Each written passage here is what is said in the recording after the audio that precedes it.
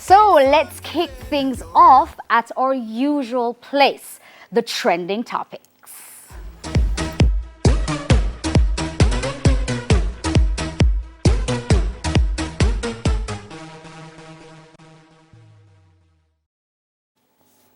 All right, so big news for Jamaican football on the women's side. Khadija Bonishaw arrives from Bordeaux to now Manchester City after scoring 22 goals in 20 league games in France last season.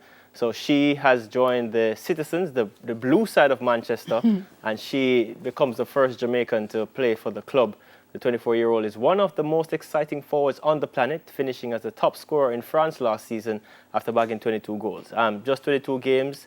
She's signed a 3-year contract with the club. She had the option to go to Chelsea Football Club, and you're familiar with the surroundings. I'm familiar, because I lived in England for such a long time. But it was so in my face. I was not a fan of the You were not? I was not a fan of football. I was like, oh my gosh. You so, see? yeah. No, man. I'm sorry, guys. Don't hate me. Man. I know we love football in Jamaica. I'm sorry, but I'm just like.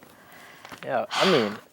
How excited are you, though, for this news? I'm excited because guess what? I think for her, it's a huge step for Jamaica's football. You know, women qualified for the first ever World Cup for them recently, and now she continues to, push the envelope in terms of her prowess. Yeah. I know a lot of Jamaicans would have wanted her to join Chelsea FC, Karen Madeline especially, but Manchester City, she brings a different kind of option to that team, and they have Jamaicans there on the men's side, Raheem Sterling, who plays for England as well. So it's a great look for us as a country to have our ambassador representing in the way she's representing. And she said that she's really excited as well to be a part of the team. Yeah, and, Jamaica's going to have a lot of Manchester City fans. Yes. I'm probably going to get a jersey with Bonishaw on the back. All right, I like it. Well, let's keep the ball rolling. Jamaican-born, New York-based Kevin Smith and wife, Anne-Marie, are beaming with pride and giving God thanks following the groundbreaking achievement of their daughter, Janessa. Now, the 11-year-old landed on the Christian Billboard chart with her gospel single, He's Able. And the song stayed on the chart for a whopping 20 weeks. Yo, she's 11 years old, 11. 20 weeks on the Billboard chart, that's amazing, though. And you see what's so crazy about something like that? We tell kids all the time, study a book, study a book, study a book. But we have children who are talented in other areas. Yeah. Dance, Yes. music, sports.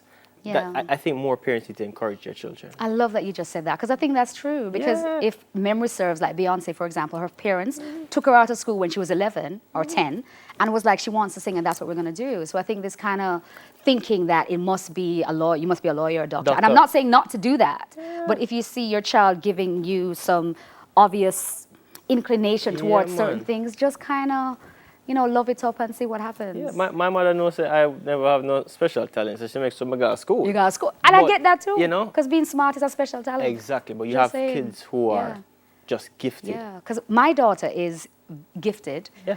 But great her great dancer, her special talent is not necessarily, certain things. So I have to really encourage other things. Just say. I love her. It's okay. It's okay. Encourage them. Encourage them. Whatever they want to do. Yeah. I agree. All right. So a consumer lobby is pressing the Andrew Holness-led administration to demand greater clarity from multinational rideshare company Uber on its local operations branded by transport officials as, and I quote, a new designation, end quote, that drew warnings about circumventing Jamaican law, as public authorities appear to remain in the dark about the legality and the nuts and bolts of Uber's operation in Jamaica. So Trevor Samuels, spokesman for the National Consumer League, is cautioning that commuters and other stakeholders must know whether the state has given its full blessing to the rideshare entity. And I'd like to say something because I don't think any business can come and operate in Jamaica without getting the blessing from the government. Oops, sorry. Yep. Yeah, I don't think Uber is in Jamaica by chance. I don't think Uber is here without having gotten the right paperwork Yeah. from those who they have to get it Yeah. from. But the Transport Authority said that they didn't give them any kind of well, you maybe know, maybe the person, permission. maybe That's the- what they said today. Maybe the so. person who was talking didn't give them any permission. But they're But here. I mean, Yeah. and people have, and I've read the articles that about Transport Minister Robert Montague hasn't said a word about it as yet. So even that in itself, people want more clarity. But Yeah. I, for one, I'm excited about Uber being in Jamaica because it now shakes up the competition. Because I've used Uber when I was away. Yes. And it brings us some level of safety, some level of some for some people at least. Yes, because Uber is also known for other things Oh, as yeah, well. There's a yeah. lot of persons who've been unsafe and had things. I'm talking in America, in the States, obviously, yeah. in the States, not here. So I don't know how I necessarily feel about it. I would like for us to support our local companies more and regulate a little bit more. Like, when you take a taxi and one person tell you it's $500 and the next driver tell you it's $900.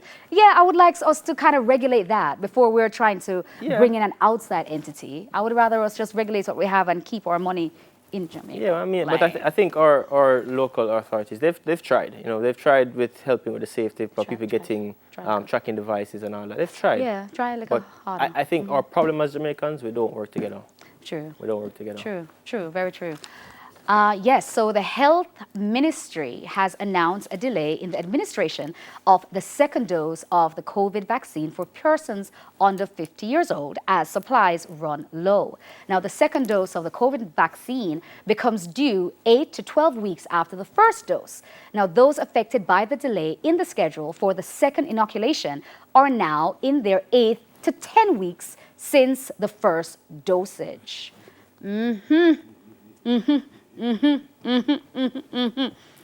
see? See, I wasn't here to hear your take on it prior, So now I'm interested. What do you think? What's going on? I think that is madness.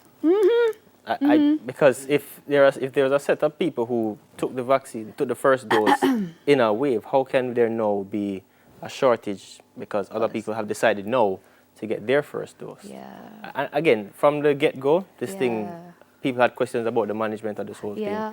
And it's clearly being mismanaged. Mismanaged. And we knew from the beginning that for this particular brand, you're going to need 2 doses. Yeah. So why is there now like, oh, sorry, we're not no more? I just feel like that's unacceptable, personally. Because we don't quite know yet, but you could water down perhaps the first dosage if you don't get the second one in time. The potency of the vaccine. You don't know. It loses the strength, I suppose. But I really think this is a gross mismanagement. Yeah. Because say for example, we took our shot 8 weeks ago and we're due and we show up and they say, well, you can't don't get have it. anymore. Do I now have to take another first dose? First dose again, yeah. No, man. And obviously you have to take it every year as well after that. So then what we're doing, I think there's so many unanswered questions. So yeah, a lot of unanswered questions with a lot of things, from Uber to vaccine. Yeah. I mean, who knows? But I'll tell you this: don't be surprised if one day you see me as an Uber driver. What? Pull up your foot. I said, Pull up Nisha, and go. I know it was you though, because they're gonna send me your little ID and stuff. Yeah, I'm here for it. Yeah. I'm here for it. Yeah, that's it for our trending topics. When we return, we head down memory lane. Aw, memory lane. Yeah, I'll be an Uber driver. Yeah.